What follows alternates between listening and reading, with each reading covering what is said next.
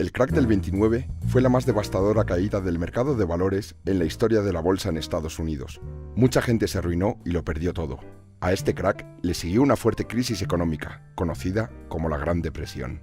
En este vídeo os vamos a contar la historia que creíamos que nunca se iba a volver a repetir. Miércoles 23 de octubre de 1929. Los precios se desploman en el mercado de valores de Nueva York, la bolsa neoyorquina situada en el número 11 de Wall Street. Los inversores están sorprendidos y preocupados. Durante años, los precios de las acciones no habían parado de subir. A ese miércoles le sucedió el Jueves Negro. De repente, la bolsa de Nueva York se llenó de gente que en vez de comprar quería vender. Dicen que hubo gritos, llantos y empujones en el parqué. En las calles aledañas se congregó una gran multitud.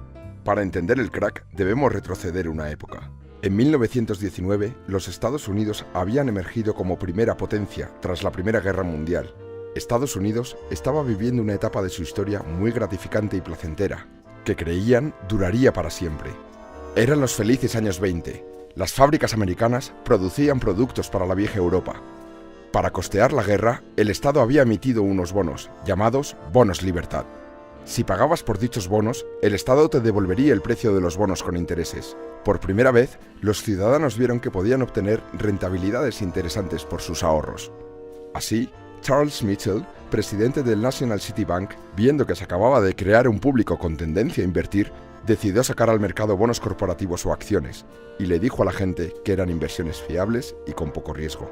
Pronto, los bancos empiezan a sacar nuevos productos financieros, abriendo también el grifo para que la gente acceda al capital. Por primera vez se instala el compre ahora y pague después.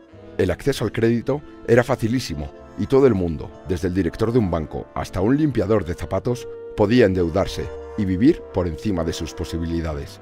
En esta expansión de crédito tuvo mucha culpa la recién creada Reserva Federal en 1922, bajando los tipos de interés a niveles históricamente bajos, hinchando una burbuja inflacionista e iniciando una borrachera bursátil.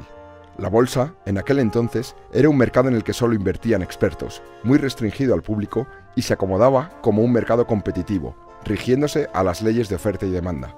En este punto, el mercado especulativo se abrió a todo el mundo. Todo el mundo quería su tajada. Mitchell abrió agencias de corretaje por todo el país. Eran lugares donde se podía invertir en bolsa, se actualizaban los valores a cada segundo y era necesario acudir para poder comprar o vender. Allí se te proporcionaba un papel para dar validez a tu compra o venta y este debía ser conservado. Y llegó al alcance de todo tipo de personas en Estados Unidos. La gente estaba encantada. Se creó un mercado alcista que parecía que no bajaría nunca. En los años 20 se llegaban a obtener grandes beneficios con un capital pequeño. La situación se embelleció aún más por la venta de acciones a crédito. Si querías comprar acciones, pedías dinero prestado a un tipo de interés muy bajo. Total, en un mercado alcista, al vender vas a recuperar tu dinero y al final salías ganando. El mundo se endeudaba y las agencias permitían un apalancamiento 1:10, es decir, invertir una suma 10 veces superior a tu capital real. Se calcula que 2/3 partes de las acciones de Wall Street se compraban con dinero prestado. La bolsa sube o baja rigiéndose por la ley de la oferta y la demanda, es decir, de lo que la gente está dispuesta a pagar. Aquí la demanda crecía sin precedentes. En vista del gran beneficio que todo el mundo estaba obteniendo, la gente no le importaba cuánto pagar por las acciones, siempre y cuando subieran. Este exceso de demanda provocó que los valores creciesen y creciesen sin control. Fuese de la empresa que fuesen, no importaba por qué estaban subiendo, siempre subían. Por lo tanto, el precio de las acciones se empezó a inflar, alejándose de sus valores reales. Así es como se crean las burbujas. Paul Warburg, un banquero estadounidense, lanzó un aviso de la burbuja que se había creado y avisó de una enorme depresión, pero nadie le quiso escuchar, lo hicieron callar. Nadie escuchaba a las personas que querían pisar la realidad y la gente seguía envuelta en su sueño americano. Se continuó invirtiendo mucho y aumentando la burbuja. Hubo un momento en el que algunos inversores profesionales se dieron cuenta de que el mercado se estaba sobrecalentando. Los más profesionales y astutos se salieron, como Kennedy, el padre del que luego sería presidente de los Estados Unidos. Llegó a decir: si un limpiabotas sabe tanto como yo sobre el mercado de valores, tal vez es la hora de que yo lo deje. Así llegamos al punto máximo y de inflexión de la burbuja. La tendencia de los valores se iba invirtiendo levemente. El mercado se había vuelto más volátil y el malestar aumentaba. Toda la burbuja se provocó por un exceso de confianza de los ciudadanos, y cuando esta confianza cae, ya no hay nada que hacer. Miércoles 23 de octubre de 1929. La bolsa sufrió un gran golpe al bajar en una sola sesión casi un 7%. Aquel día solo fue un augurio de lo que pasaría al día siguiente. El fatídico y recordado Jueves Negro de Wall Street. Jueves 24 de octubre de 1929.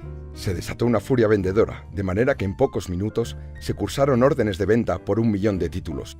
Las cotizaciones de esas acciones iban cayendo. Se llegaban a ofrecer paquetes de acciones a 1/3 de su valor, sin encontrar comprador. Los agentes de bolsa pedían desesperados garantías para aquellos títulos que con anterioridad se habían comprado a crédito, pero obviamente nadie podía cubrirlos. Empezaron a circular rumores de suicidios, gente tirándose desde rascacielos, y la gente de la calle, curiosa, empezó a entrar en las instalaciones. El pánico fue gigante. La policía de Nueva York tuvo que tomar posiciones para evitar posibles disturbios. Ya se había roto la burbuja. La reacción popular fue: esto no puede estar pasando. Para el mediodía, los principales jefes de los bancos se reunieron para intentar solucionar la situación. La reunión incluyó a Thomas Lamont, actuando como representante de JP Morgan Chase, Albert Wiggin, representante de Chase National Bank. Escogen a Richard Whitney, vicepresidente de la Bolsa de Nueva York, para actuar en su nombre. Para paliar la debacle inyectan dinero en una serie de valores que se suponían fiables, los que se conocen como blue chips. El multimillonario John Rockefeller hace lo mismo con esperanza de que cambie la tendencia. Lo consiguieron. La bolsa empezó a subir.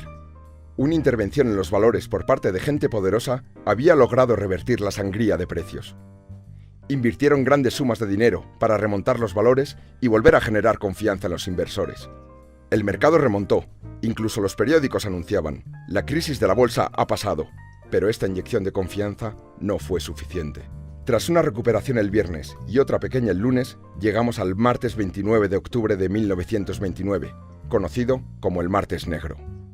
El índice de la bolsa descendió más que ninguna otra jornada de la bolsa en la historia de Nueva York. Las bajadas continuaron hasta el mes de enero, cuando se tocó fondo. El gobierno, presidido por el republicano Herbert Hoover, no sabe cómo parar el golpe. Consecuencias. Mucha gente se arruinó. Los bancos también se arruinan al no poder recuperar el dinero prestado. Cerraron porque dejaron de ser solventes. Millones de personas pierden los ahorros guardados en esos mismos bancos. 3.000 de ellos cerraron en los 2 años siguientes. Después de aquello, la gente guardaba el dinero bajo el colchón. Muchas fábricas echaron el cierre. Aumentó el paro significativamente. Empiezan a aparecer barrios de chabolas por todo el país.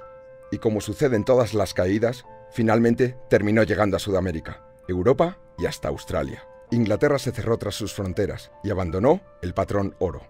El paro se disparó en Francia e Inglaterra. El malestar y la crispación social, producto de la crisis económica, se disparó en Alemania. Un joven soldado austriaco empezó a abrirse paso como el símbolo de la salvación económica y el poderío alemán. Se llamaba Adolf Hitler.